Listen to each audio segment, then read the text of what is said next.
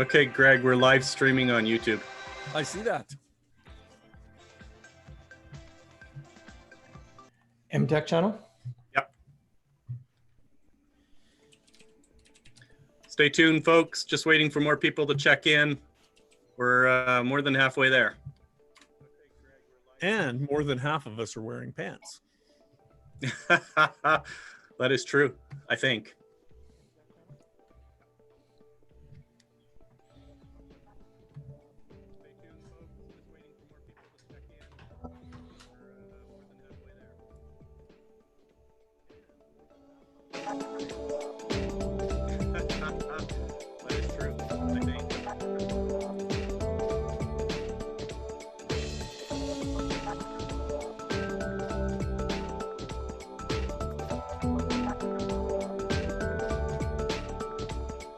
Probably one more minute here, folks. I'm just watching as people check into this session right now. Stay tuned.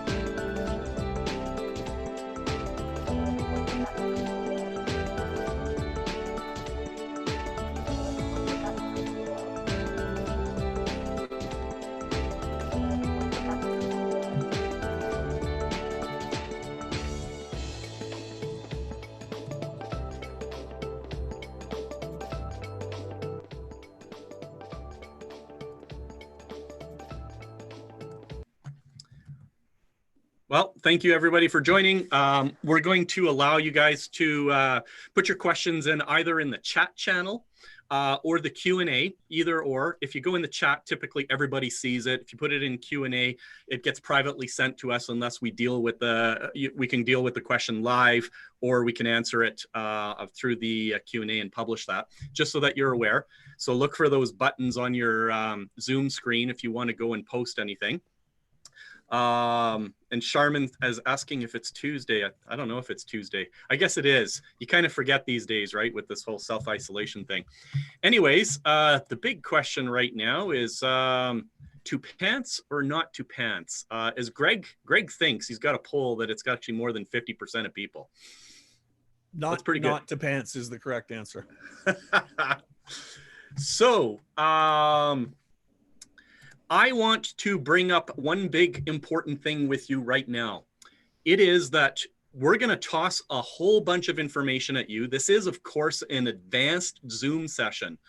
So we're assuming that you've actually done Zoom meetings before, possibly hosted a Zoom webinar, which is what we're doing right now. The difference, by the way, between webinar and meeting is that if it was a meeting, we would be able to see all of you and you would be able to contribute. Being a webinar, you end up participating through the chat and the Q&A windows. I want you to have just one thing that you pull away from today's presentation. That's my big challenge to you. Not only that, but I want you to actually try it. So if you can just retain one thing, a lot of these concepts might fly over your head, but what we're hoping is that we can actually point you in the right direction.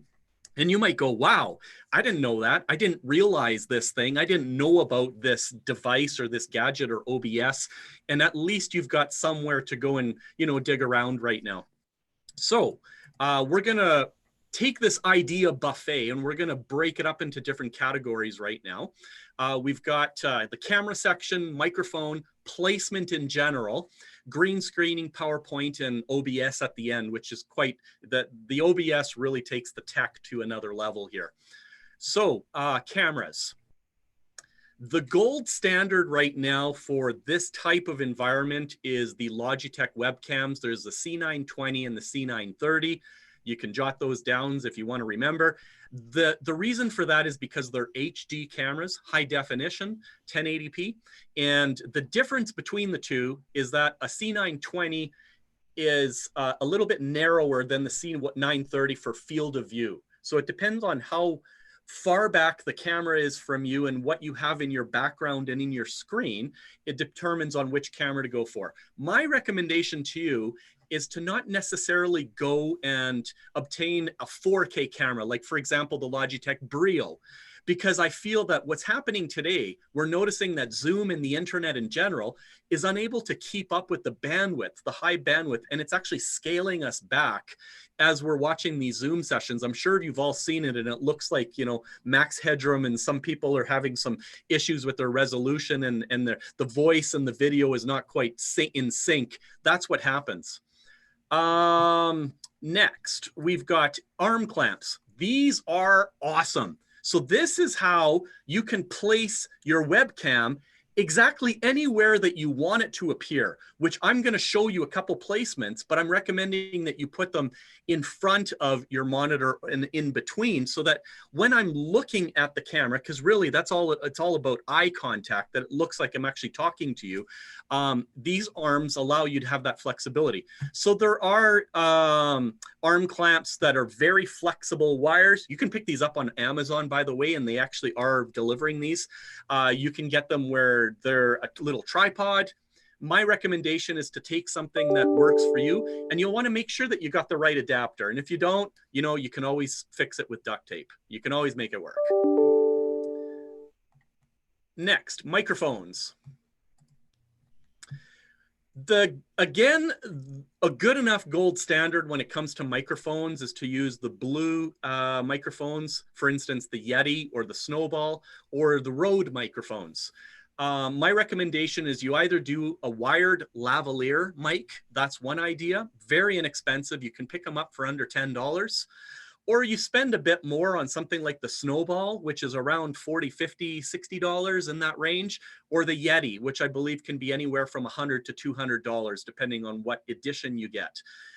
Those increase the experience that people have. So for instance, James has a Yeti. Greg, I think you've got a Yeti. And I'm using a Snowball right now. That's what I'm speaking into. It's just a tiny little thing that sits, just tiny little microphone, but it's in front of me. That's the placement of it. So let's talk about feedback. Now, feedback is a concern when you're doing advanced Zoom, especially on meetings. This is where we recommend that you have a host, and the host is kind of managing the Zoom experience for everybody, specifically muting people who aren't the active speaker at the moment. Now, one nasty thing is, this is why we use earbuds or headphones. The reason for that is you can get these audio loop feedbacks. What that means is, if you're using speakers to hear something and your microphone is on, you can get a delayed reaction where you hear the person presenting or talking through the speaker that again feeds back into your own microphone.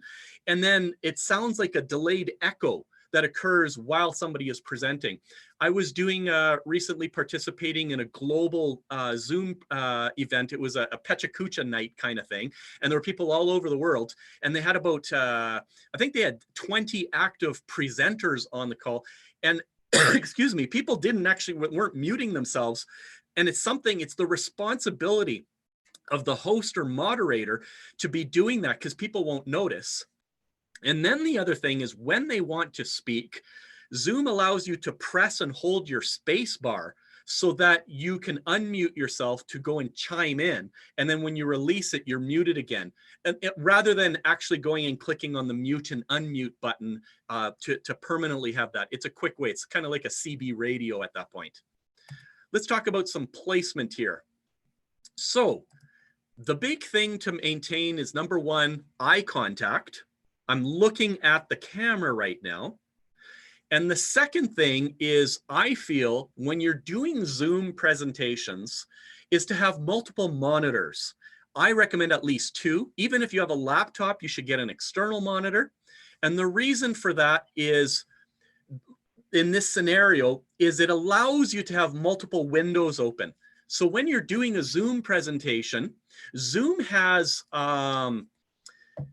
different windows that you can open. So right now I can see all of the attendees, I can see the open chat, I can see the question and answers, the Q&A section, I can see my actual screen that I'm sharing, and I can see a little thumbnail stack of all the different video views of the other panelists. It's very, very challenging and difficult to do that if you have just one monitor. That's why we recommend 2. Now, you'll also notice there's a strategic reason why I'm suggesting the webcam placement to sort of be in the center. In this example here, I'm showing a laptop in one monitor, like monitor number 2. But here's another example of, 2 monitors on a traditional desktop computer, where I'm suggesting putting the webcam in between. And you can do that if you have a little tripod stand or one of those flexible arms in order to place the webcam. In my situation, or here's actually what James has. This is his home setup right now. James has webcam at the top because he's got a very nice fancy monitor. It's one of those curved widescreen ones. And he has his blue Yeti microphone in front of him so that, again, you're speaking into it. And he's got the 2 lights on the sides. We'll talk about lighting. Lighting is important. I've got 2 LED light panels as well on the sides. LED light panels are very inexpensive. You can adjust the warmth or brightness of the color. And again, it's just to make it look more natural. And it will also assist you if you're doing any green screening as well. Here is my placement as an example. I'm doing a 2-monitor setup. My desk is a little more cluttered than James's.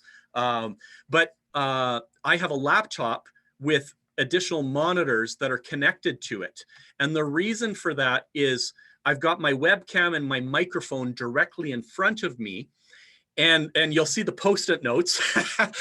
The reason for those is those are like critical, super important reminders to me. For example, pinning video, record button, any like last minute tips. And it's also a reminder to me. I see these bright pink Post-it notes, and it reminds me that this is where I need to make my eye contact instead of hovering around and making it look like I'm not actually talking to you, the attendees, during the presentation. So those are some tips I'm doing. The little webcam arm on my situation here is being held by a monitor arm clamp that you can pick up on Amazon. And I got the little snowflake USB microphones resting on my the top of my laptop. Again, you could have a different one where it's just a traditional setup like James, where you're putting a microphone in front of you, like the Blue Yeti. My panel lights are more further off to the side, so I didn't put them into the picture for you, but these are giving you some ideas of making it easier. So what I do is if I'm having a conversation with somebody else, like a one-on-one Zoom meeting, I will place their video, I will move it on the screen so that it's basically cradling between the 2 monitors, and it's sort of right in behind the webcam. And you can do that by having the webcam appear in front of your monitors. That way, I can sort of see them out of the corner of my eye when they're talking and what's going on in their video.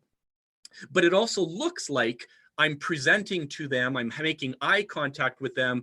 I'm not, I don't know, staring down and doing something else during that, but they have no idea that I'm actually looking at them or looking in the chat window. Those are some ideas for you, right? Is that you're making eye contact, but still able to see the important information that you need to with your different windows as you move them around.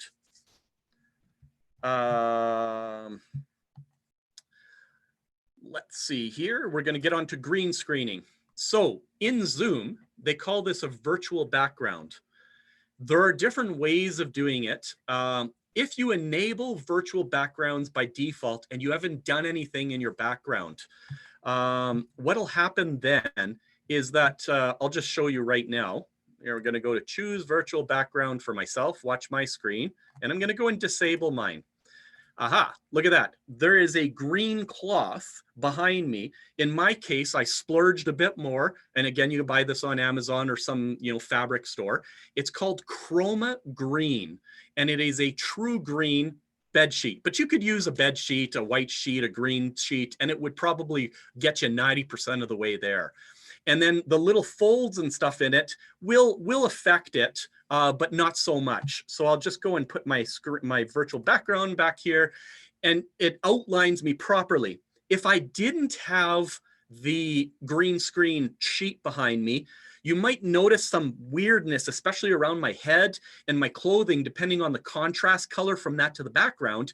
And it makes it look unnatural. It's kind of like you've got a glow or some alien weird artifacts that are going to appear on the screen.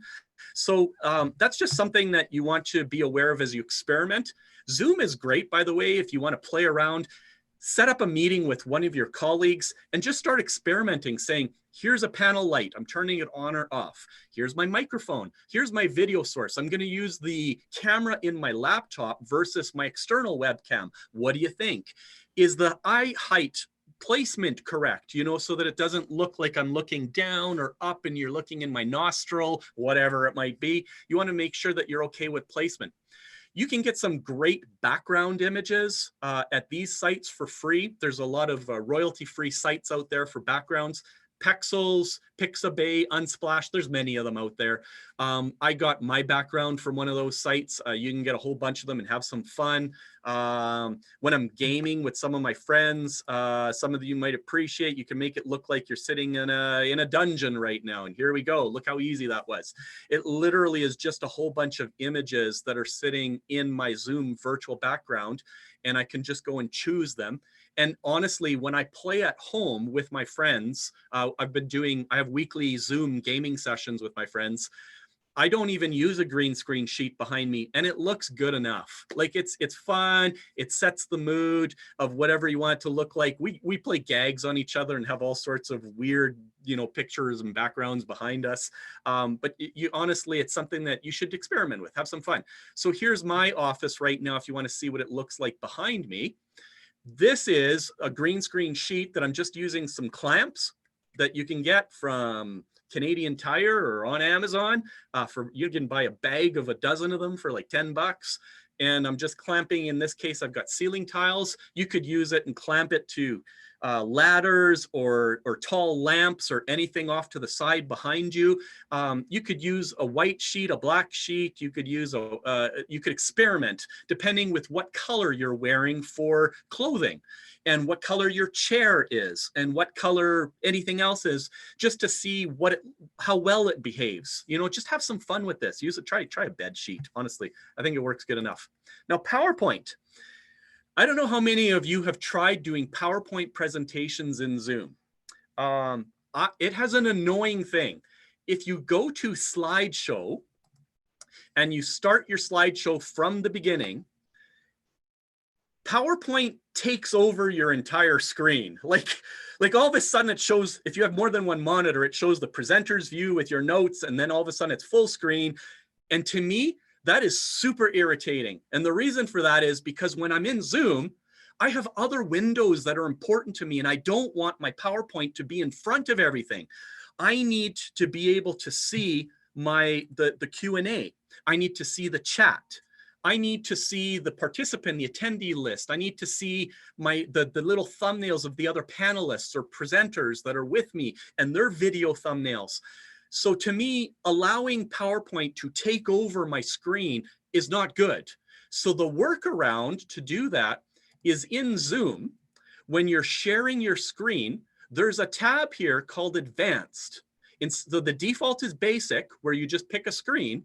But if you click on the Advanced view, then there are 3 more options that appear. One of them is Portion of Screen. That's the important part. The portion of screen is what I've done, and then it goes, and I've got PowerPoint open. It's in editing mode. It's not in presentation mode, but I'm showing the window for a portion of it, and that way it doesn't go full screen on me, and I'm being able to manage all of my different windows that I have. I've got the chat, I've got the Q&A, I've got the attendee list, I've got my PowerPoint, I got my different files, I got my background music right now. Now, because you can do share computer sounds, I can have a little bit of fun right now, and I can play some background music, right?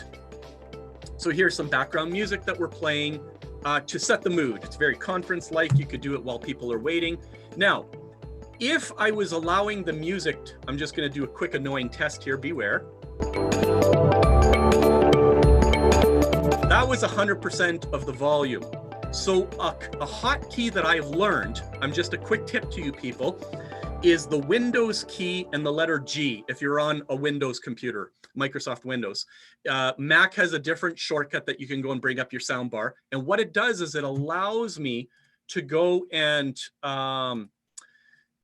set the volume of the different applications that are appearing in the, just gonna close that off right now. There we go. It allows me to set the different volume levels depending on the application that I'm sharing. So maybe you're sharing a video. Maybe you're sharing some background music in order to set the mood. Right now, my music, when I was playing it when you were first checking in, was actually only set to 1% volume or even 2%. And I found that a little bit loud, you know, rather than being the default of 100%. So that's a quick tip. Otherwise, it gets annoying. You're competing with the volume of everything else. Okay, let's jump into a meatier, more technical discussion right here. And this is OBS. Open Broadcaster software is open source. It's free software that you can go and download. They have a Windows version. They have a Mac version. They have a Unix version that you can go out there. What that does is it allows you to control the layout of your video screen that you can then make it and use it as a source for either live casting or sending it to Zoom. So in this situation, you have to understand when you play with OBS that you have to set up these things called scenes and sources. Now, a scene is a layout of the screen that you can say, I want my webcam here. I want some text here. I would like an image here. And you can play with the layout. I want my PowerPoint to appear down here.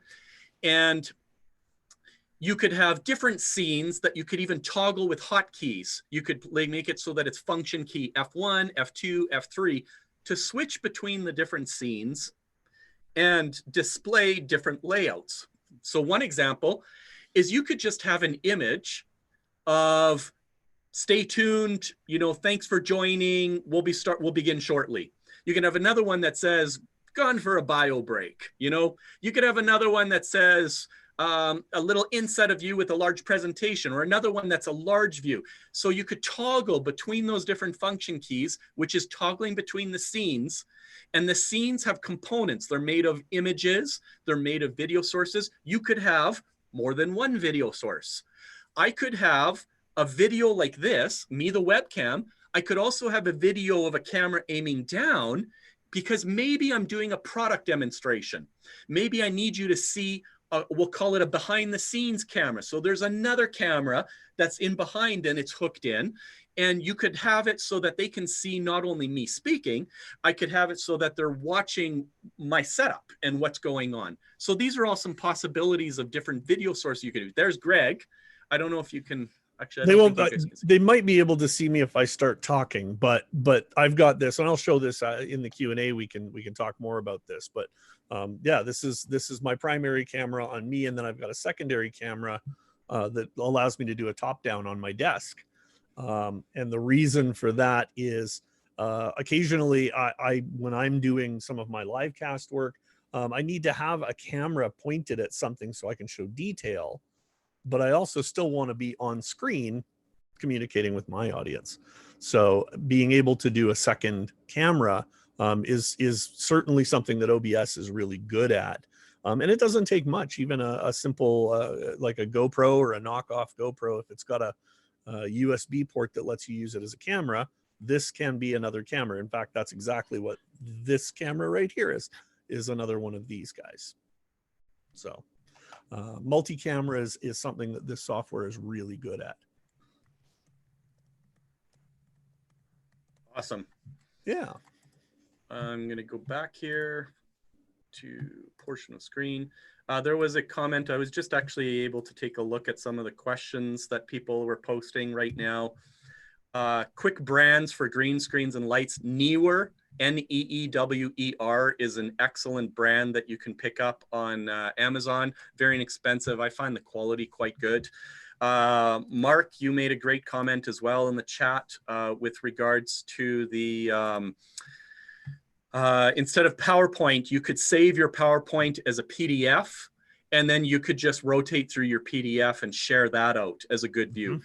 That's a great idea as well, especially if you don't have any embedded objects like an embedded video or other sound effects that you need or fancy transitions. So that's something those are some great tips. Avoiding running PowerPoint in presentation mode is what you should be doing. The other thing is in OBS, there's this thing called OBS Virtual Cam, and on a Mac, it's called Mac Virtual Cam. You have to have Zoom's background off, the virtual background, and you need to activate this in Zoom. It's not hard, or sorry, in OBS. You can go and Google this or ask us. What this does is it allows Zoom to see OBS as a camera source. I know you got to wrap your head around this concept. It's a little bit weird. So instead of Zoom directly seeing your webcam, like my Logitech C920, Zoom is seeing OBS and whatever OBS is presenting to it. What that does is it allows you to control anything to do with the video. I could display an image. I could display a please wait screen. I could display a little thumbnail of myself with my PowerPoint and some other text on the screen. It gives you full control over what Zoom is presenting as a video source, because otherwise Zoom is just, this is it. It's seeing my webcam, whether I'm sharing my screen or not, but there's not much else that you can do with it. You can't control much on the layout. OBS will allow you to do this. I know, and it's a little bit daunting. There's a lot of videos out there on how to do it. But I would suggest that you consider experimenting, try it out, just see what happens. I mean, you can't really break anything when you're doing this. The other thing is you can do green screening in OBS. There are some quick steps we've illustrated in the video, but they call it a filter. Here's Greg. Actually, Greg was claiming that he really was on the moon because this is what he was doing for self-isolation. But depending on the quality of the screen will determine how good the outline is, especially around somebody's head and hair, and depending on the side lighting. I want to throw a quick little side tip here as well, if you haven't seen any of my other webinar presentations, but entertainment. I do probably at least once or twice a week, I do a Zoom session with my family and friends for just to have some fun with some games. In fact, we even do it with our staff. And there's some great games out there. One of them is called Drawful 2. There's the Jackbox Party Pack, number 1, 2, 3, 4, 5, 6. Ironically, there is a game called Pandemic, just like the board game, which is actually pretty fun because it's a cooperative game. And then there's an app that works just on your phone, that you don't need any computer or whatever, and it's called Psych. It's by Warner Brothers, but with Ellen. And these are all great group games. What Zoom allows you to do is at the very minimum share audio with people so that you can hear each other talking and say, haha, Greg, boy, that was a really dumb answer. And, people could pick on James and make some comments about him in the game and whatever, and have some fun with it, depending on who you're playing with. But if you need to share a game screen, which is the case for Drawful 2 or Jackbox Party Pack, then what you're doing is you're sharing that screen within Zoom, you as the host. And the big key, if you look at the bottom left, to not forget, is to share your computer sound. Because in the case of Jackbox or any of these other games, there's some cool little sounds in the background that plays, it's like a talk show host and stuff like that. Most of the games are good for up to about 8 players, though there are some games that will go beyond that. In fact, there's a couple that go up to like 100 players. They are a blast to go and play these games. And what you do is you use your phone as your game console. So you're looking at the shared screen of what's going on for the game, but then you're using the console to go and type in your answers and to vote on things and to do all sorts of stuff. It's awesome. Seriously, if you have one takeaway during this whole self-isolation COVID thing, it's to be reaching out with your family and friends and having some fun playing games and using Zoom as a way to share and talk with people. We have a website here that you can go to. You can jot down this address, mtekdigital.ca/zoom-obs. Greg was kind enough to record a series of videos. I think there's 2 or 3 videos there on the real basics of getting Zoom set up, and some quick tips on what was just explained in this presentation. So there's some stuff there. Excuse me. I'm going to go and jump out of this screen share right now, and we're going to go and start fielding some quick Q&A and some chat chat questions right now. So hang on 2 seconds here. There we go. Now, for those of you who are learning Zoom, there are some different things that you can do for views when you're doing a lot of meetings and stuff. And it's up in the top right. There's this thing called gallery view or speaker view. If you're on speaker view, what happens is you only see the main person who's talking during the entire presentation, and they come to focus every time somebody says something. If you're on gallery view, it tiles the screen so that you can see everybody. It's a quick little tip, and I don't know, it's find it a lot greater with watching the experience. So Greg has done something. You can tell he's using OBS because Greg has an image overlaid over top of his video source. He's using OBS and piping it into Zoom, and you can see he's created an image, like a lower third, that's appearing on a screen. Right, Greg? Yeah, the lower third that I'm using. One of the great things about OBS is that it does give you a level of control over what you're putting out to Zoom. Now, there was a question in the chat, or rather in the Q&A, I believe, that says, does OBS work with the latest version of Zoom? Proof in the pudding, I'm using OBS right now to manage my screens, because it lets me flip between different modes. It lets me flip to multiple cameras. To me, this is super important. The way the system works, a camera that's plugged in via USB is a device that gets turned into software. The camera is doing its job. It's sending things to the computer, and then it basically initializes itself as a video device. My camera tends to hang up occasionally. That's Windows for you. It initializes itself as a video device. What OBS Virtual Cam does for Windows, and I can't speak to the Mac implementation. It's a little trickier on the Mac, but it can still be done.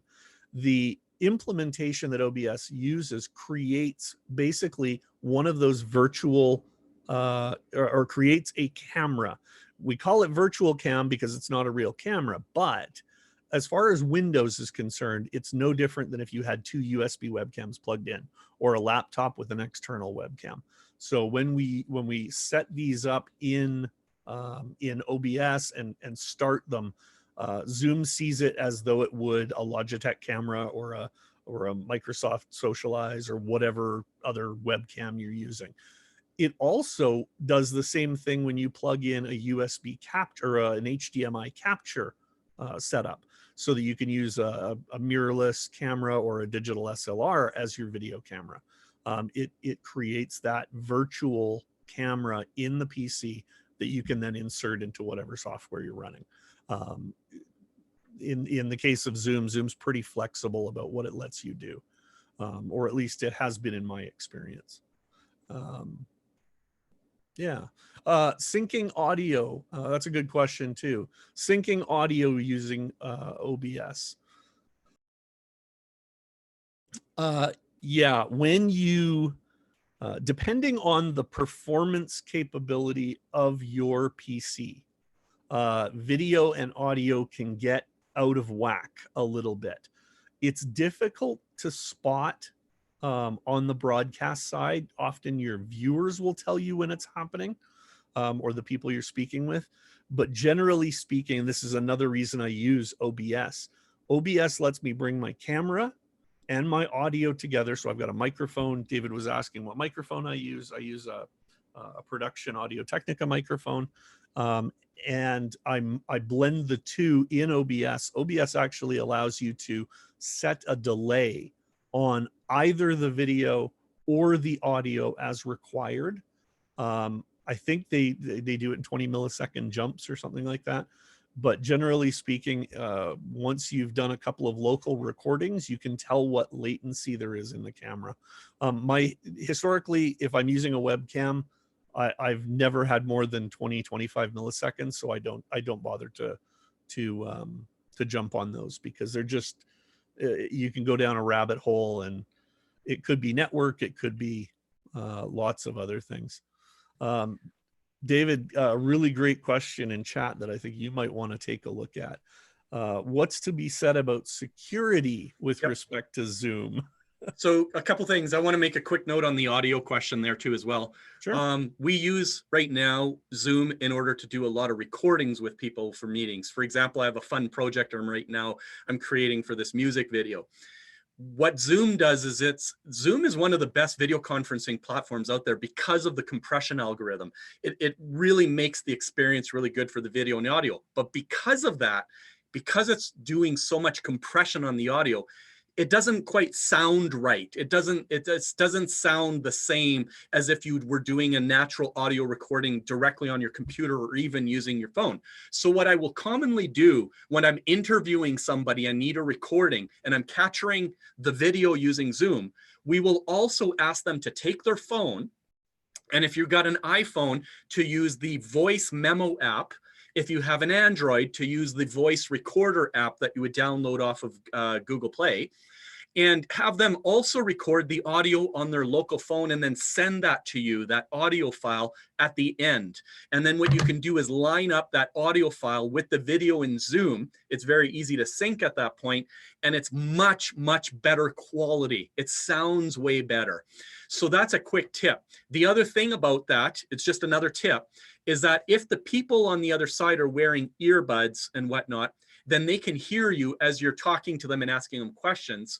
But then what happens with the phone is that you will only capture their responses, which is what you want in the phone app. So it'll be much better, because otherwise it would be recording everything on the Zoom session. You would be hearing your computer audio, anything that's going on, the two people or other people who are talking, it's recording everything. Regarding security, it's been in the news a lot lately. Zoom had some security issues just before this whole COVID-19 thing exploded back in March that came to light. Those have all been addressed. As long as you're running Zoom and you've applied the latest updates on it, it prompts you automatically whether you want to download the update and apply it. It's great. There are other video applications for sure. Microsoft Teams is a good one. Google Hangouts. There's almost every platform has some kind of video conferencing chat thing that you can use. I find that Zoom is platform agnostic, vendor agnostic. So it works well whether I need to join quickly if I'm on my phone, I'm on the run, on my desktop, at home, whatever. I find the quality is really good. And it's a technology that just generally works for everybody and is easy to join. They click on the link, it opens, it goes into the session, versus some of the other platforms that gets a little trickier with needing accounts or whatnot. I'm not saying that's a problem, but it can be. And honestly, Zoom has become the Kleenex of tissue, right? It's a household name. Funny enough, a side note for you, there's a company with a stock ticker ZOOM that is doing very well right now, but that's not actually Zoom's stock ticker. I believe it's only ZM. It's kind of funny, but people are understanding what Zoom is. It's a thing. It's a term that you use now. I'll Zoom you. Let's Zoom for the meeting or the whatever. So I think I wouldn't be too concerned about the security on that. Mark made another comment in the public. I'm just watching the public chat right now with regards to interviewees setting up their cell phones to record also video as well. That's another great idea. Great tip, Mark. And the reason is because you're going to get better quality video from something direct rather than the compressed video that Zoom is going to do. Though there is a kind of a neat feel and aspect to going and doing a Zoom video thing, because you can tell that the person was remote. It's got that whole webcam wide angle, that quality and feel to it. But again, if you're looking for a higher quality recording, absolutely video and audio on a local phone and then them sharing that file to you is a great way.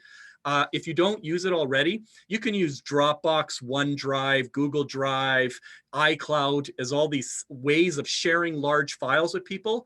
Another possibility we use a lot internally is a service called WeTransfer.com. WeTransfer.com. Great service. They even have a free service that you can use to email files. The reason I like it is because then it doesn't clutter up my Dropbox or my iCloud or my Google Drive with these large files that get there and then get synchronized on all of my devices that are synced with it. I just like that WeTransfer keeps it in the cloud, sends them an email link, they deal with it, and it's not being synchronized and congesting and taking up space on my own computer. I think one of the things that was mentioned was bandwidth, and I think that's something that is really important to sort of get across to when it comes to making the presentation you're doing the best it can possibly be. And this actually will also call back to some of the comments in the Q&A and in the chat earlier about animation in PowerPoints.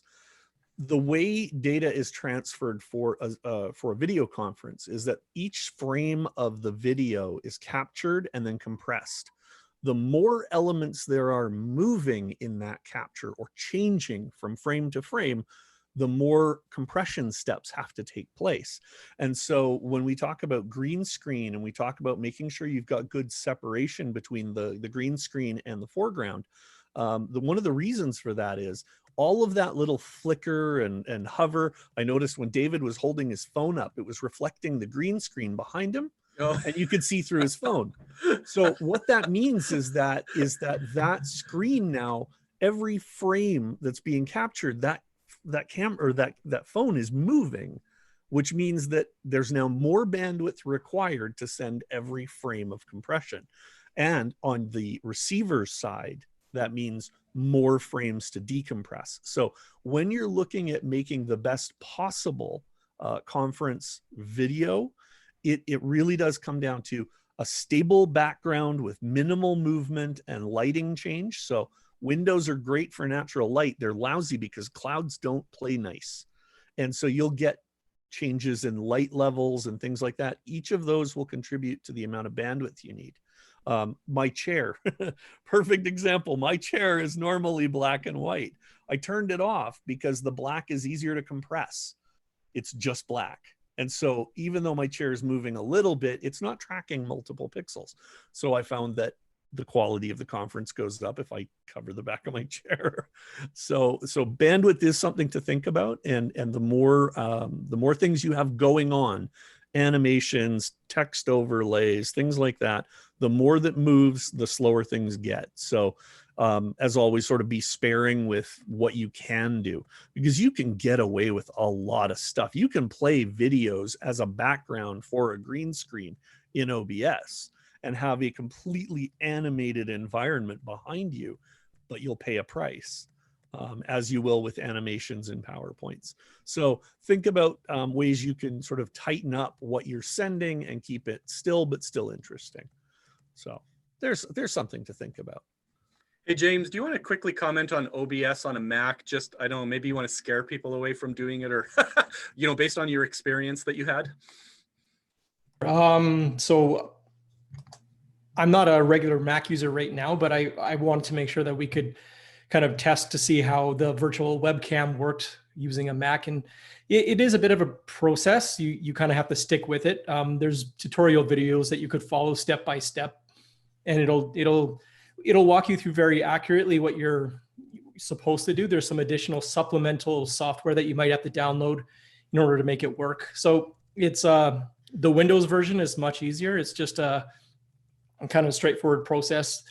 Mac, you have to wrestle with it. And there's also settings you have to do to your system to make sure that privacy security settings are kind of unlocked so that it can manipulate the system a little bit to work as well. So I was a little bit frustrated working with it, but I think if you did want to use the virtual webcam through OBS, it's worth wrestling with it. I did get it to work in the end, but you do have to stick with it.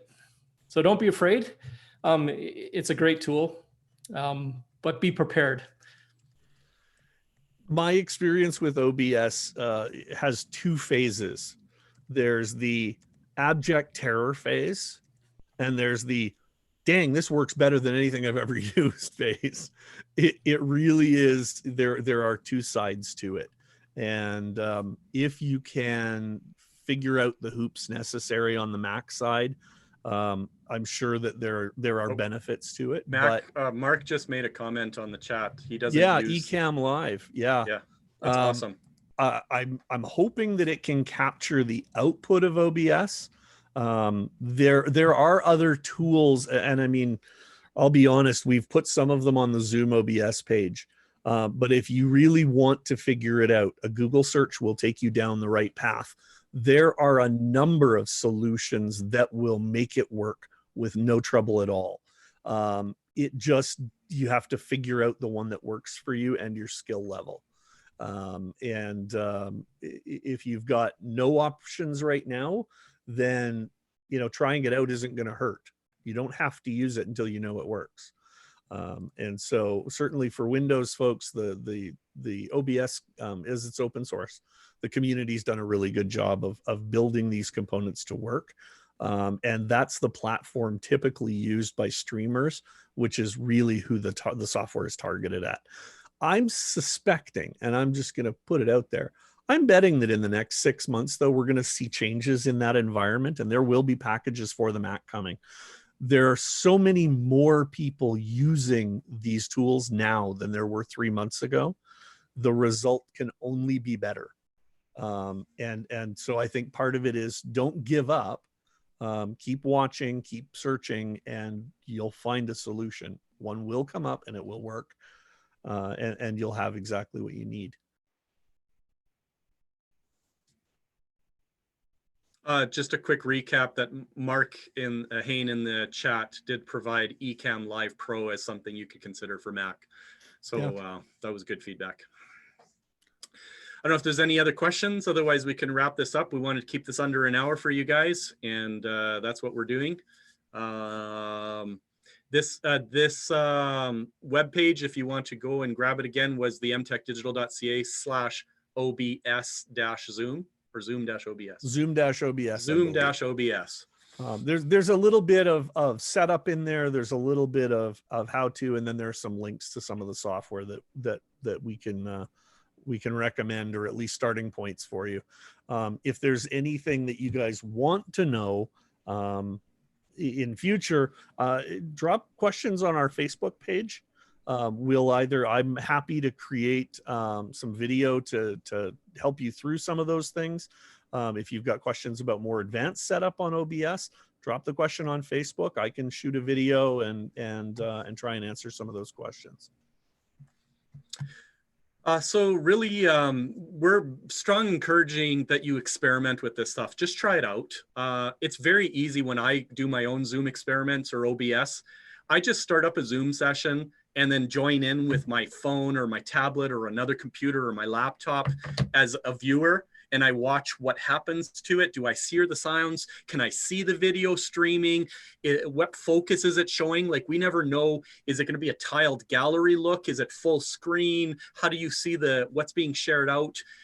So just experiment with it. Even my kids are using Zoom right now to talk to their friends and play games. It's something that's just a lot of fun.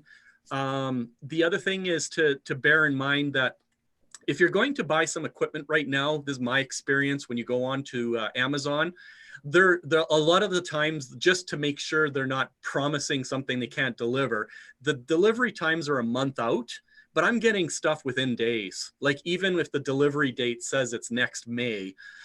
So this is something just to be aware of. Now is the time. We're going to be in this self-isolation thing for a while. I would recommend that you go and grab yourself an arm clamp for your webcam. If you don't have, depending on what your webcam is, depending on what your microphone is, newer LED panels and LED light panels, just pick up some of these items right now, just to start building up your toolkit, because even you're going to use this. You're going to use this from now on. Glynis made a quick, awesome comment. She was talking about there's going to be even hybrid presentations moving forward. So what's going to happen, and we were doing this prior to all of this stuff that was happening, where you have a physical event with people who are there and presenting, but you want to have remote people who join in. So you may as well get used to doing this stuff with Zoom and some advanced techniques, looping in some outside microphones and cameras, how to hook and make this stuff work, because this is a great skill. It's part of your toolkit. You're going to be using this moving forward. I was going to say, I think there's sort of two things that came to mind there. Number one, if you're going to go shopping for these things, do some price checking. There are a lot of people on the Amazon seller side, the non-Amazon independents, who are gouging pricing on some of this stuff really badly. So don't be afraid to do your shopping. You will find you will find that prices are varying all over the place. And I think, to support what David said, this is not going to go away. Even if social distancing as a COVID behavior goes away and we get back to a sort of a more normal way of doing things, I think some of the things that have come up as a result will be longer term. We'll keep those behaviors around. And I think, the idea of having 3 people driving across a city to have a sit down with 2 people at another office could be very easily fixed by doing a simple conference. And so having these techniques in your back pocket and some of the tools will make you more flexible than you've ever been. Mark made another great suggestion. This is something people don't typically think about. If you have a very important presentation that you're doing, it is always better to connect an Ethernet wire, a cable, directly to your router rather than doing Wi-Fi, especially if you're at home. And the reason I know about that is because everything is streaming through Wi-Fi these days. You've got maybe your Roku box and your kids are watching Netflix, and you've got your tablets and your phones and your laptop, and everything is chiming up. Well, all of that uses part of the bandwidth that's available to you in Wi-Fi, and it is much more reliable. You have a better experience, especially when Charmin was asking about sharing videos. Make sure that you have a wired connection to your router if you can. It's like an actual Ethernet cable that you plug in to your desktop computer or your laptop, just to remove one more possible thing that could go wrong during the presentation. And I added a quick side tip to that. My recommendation, it just happened to me just like moments before we were going live. We had a power outage. It happens. I never have power outages here. And sure enough, it went out, and it was out for 15 minutes. It was an entire neighborhood in Edmonton that went out. So you should consider having a battery backup unit. It's called a UPS. I would recommend putting that on your router and putting it on your computer, unless you're using a laptop that has a built-in battery, so that you're still actually running during that period of time. When the power goes out, you would actually still be live and have a warning, and could even say, hey, by the way, I'm going to be out. Now, in this situation, I was able to jump back in really quick using that is really cool. Yeah, the green screen totally fails. Anyways, you can use your phone to jump in really quick into the Zoom session as a backup, and you're just talking on there. Like, this is your backup tool, is to connect on the cell network and just join into the Zoom session and do your presentation as is. I mean, it's not as great, but it works. Yeah. There was a couple of questions in the Q&A. Mia asked the best way for lighting to avoid shadows on the green screen. Yeah. The best lighting for a green screen is always 2-point, generally mid-level on either side, pointing sort of on a 45 into the sheet behind you or the wall behind you if you've got a green wall. Not that many people do, but there are kooky people out there. But lighting it from 2 sides so that you cancel out the shadows on both ends. The other thing, obviously, use clamps or ties or something to sort of flatten that sheet out the best you possibly can. The better you flatten it, the less those shadows will ever play. And again, as David shows with the setup he's using right now, you don't have to have perfect green screen. Good is enough. And as long as that green is lit well, one of the things that I had showed earlier on the desktop side, this is a little light from those Aperture. are awesome. It's a rechargeable. It's USB rechargeable. It's a tiny little light. They're about $50. They're super bright. They light up. I mean, they light up everything. I can turn the there's the brightness. Yeah, I mean they're bright. Like these things are crazy. So you can get small lights for the home that don't take a lot of space, and these will fully light a green screen too. Keep in mind that the lighting, I've seen a lot of people who are, I don't know what it is. There's a camp out there about ring lights. Oh. And honestly, we don't like them. We think it's better to go with panel lights and illuminate and give definition to the sides and background behind you for depth, rather than going and illuminating your face with this ring light. It just doesn't look natural. It makes you look like a ghost. That's just my opinion. Some of you might think otherwise and might love ring lights. I'm just saying we're a fan of these panel lights that have adjustable brightness on them, and they have an adjustable, in a lot of the cases, they have an adjustable color, like warmth. And they do that by having a mixture of yellow and white LEDs, or orange and white. And what it does is it can make it feel the tone, depending on what your skin color is like and what you're wearing, to feel a little bit more warmer and more natural rather than ghost, like bright white. So these are some things to be aware of when you're buying them. These are very inexpensive items to go on Amazon. Once again, the brand that I always search for is Neewer, Neewer. Search that on Amazon for LED light panels, or Aperture, which is what Greg just showed. We carry those in all of our camera kits and our go bags for video when we were allowed to go out and film stuff. But anyways, they're great to have at home because they're tiny and they have a built-in battery. And even if you don't want the battery to run out, you could use a power bank, you know, one of those little, what you use to charge your phones. You can keep that going on it. So these are some great things that you can just start building up in your toolkit. Hey, David, I had one thing that I saw Grant was asking about Wi-Fi. Yeah. So I'll show what I do at home. I'm in my office in the basement, far from my router. So I have this little doohickey. Oh, they go over power. Yeah. So it goes to your power grid. That one's by D-Link. Yeah. You plug it into the wall. You can see it has a Ethernet cable. So you plug it into your computer and you plug it into your router. So you have one upstairs by your router, you have one by your computer, and it's a lot better than Wi-Fi. So, oh yeah, yeah, it's actually, it's excellent. I use that actually to get Ethernet into my garage. Yep. It does work. You plug, it plugs into any power outlet. Yep. And literally it's like having a wired cable go through your household power. Awesome.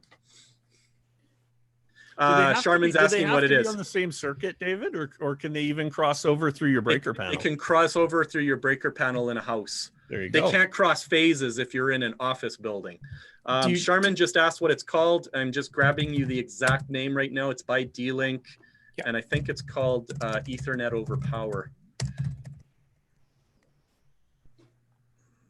I'm just going to answer that real quick there. Oh, there we go. I got it. It's called Powerline. D-Link Powerline. That's right. I'm putting that in the chat there for you, Charmin. Charmin, just also so you know, most tech stores in the city, whether you go to a place like Memory Express, if you ask for a doohickey, they'll probably find it. Yes, they will. Memory Express is a great place if you live in Calgary or Edmonton or Vancouver, I believe. I don't know if you're allowed to go there.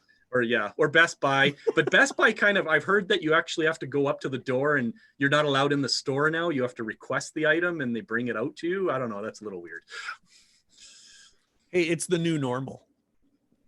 I'm glad you're laughing there, Charmin. We're laughing with you. I'm lolling in return. As we said, if you have questions about certain things that you want to learn how to do, or if you have anything in OBS that you're curious about, throw the questions onto our Facebook page, facebook.com/Mtek Digital. We'll absolutely monitor that and we'll answer questions there, and we'll certainly do our best to supply some video if that can help answer those questions as well. Well, we want to keep this under an hour, and we're at the hour mark, so I want to make sure if there's any other last-minute questions, ask it now. Otherwise, forever hold your peace. Or just go to Facebook. Or go to Facebook and ask us there. Did you not hear me just say that? I mean, come on. Yeah, unfortunately, we have chat disabled on our YouTube channel right now. But for the folks watching at YouTube, by all means, you're welcome to hit our Facebook page and ask questions there as well. Okay, folks, thank you very much for joining. And you can always reach out to us by email or like Greg says on Facebook or whatever to ask us any questions. Hope you all have a fantastic day. And go and play some Jackbox games with your family and friends through Zoom, because that's totally awesome. It's a lot of fun. See you, folks. Bye. Cheers, everybody.